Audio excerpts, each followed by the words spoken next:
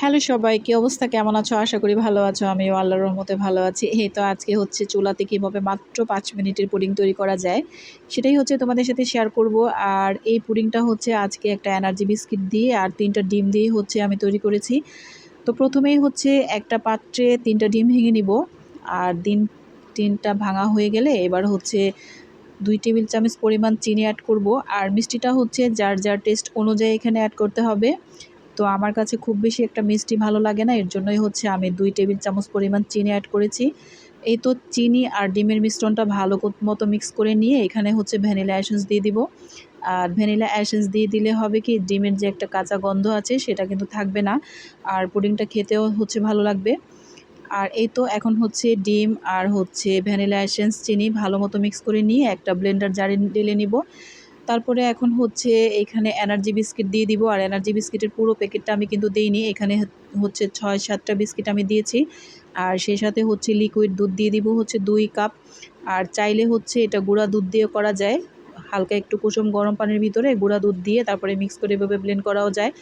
তো এই তো মিশ্রণটা হচ্ছে ব্লেন্ড করে এক সাইডে রেখে দিলাম। আর এখন চলে আসছি হচ্ছে ক্যারামেল তৈরি করার জন্য। আমি হচ্ছে যে পাত্রে পুডিংটা সেট করব সেই পাত্রেই হচ্ছে সরাসরি ক্যারামেলটা তৈরি করে নিব। আর এর জন্য হচ্ছে চুলাতে ক্যারামেলের বাটিটা দিয়ে এবার হচ্ছে চিনি দিয়েছি। আর এই তো চিনিটা হচ্ছে প্রথম অবস্থায় নাড়াচাড়া করা যাবে না, যখন হচ্ছে এভাবে এক সাইড থেকে কালার চলে আসবে তখনই হচ্ছে আমি চামচ দিয়ে নেড়েচেড়ে দিয়েছি। আর এই যে পছন্দের মতো কালার করে আমি নামিয়ে ফেলবো। আর খুব বেশি একটা কালার করব না, এতে করে হবে কি, খেতে ভালো লাগবে না, পুডিংটা তিতে লাগবে। আর এই যে মিশ্রণটাও আমার রেডি। এখন হচ্ছে আমি যেহেতু প্রেসার কুকারে করেছি, তো প্রেসার কুকারে হচ্ছে পুডিংয়ের বাটিটা দিয়ে তারপরে একটা ছাঁকনি দিয়ে তারপরে এই যে পুডিংয়ের মিশ্রণটা এখন ঢেলে নিব। আর ঢালা হয়ে গেলে ঢাকনা দিয়ে ঢেকে তারপরে হচ্ছে চুলায় বসিয়ে দিব। মাত্র ৫ মিনিটে ৬ থেকে ৭টা সিটি দেওয়ার পরেই হচ্ছে আমি নামিয়ে নিব। তো এই তো ৭-৮টা সিটি দেওয়ার পরেই হচ্ছে নামিয়ে ফেলছি। এই যে আমার পুডিংয়ের এই অবস্থা। আর আমি হচ্ছে নর্মাল ফ্রিজে রেখেছিলাম আধা ঘন্টার জন্য।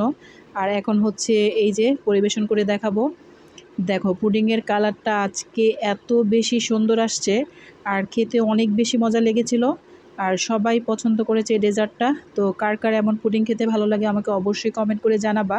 আর হুটহাট করেই কিন্তু বাসায় এরকম মাত্র ৫ মিনিটে পুডিং তৈরি করা যায়। আজকে এই পর্যন্তই, ভালো থাকো, আল্লাহ হাফেজ।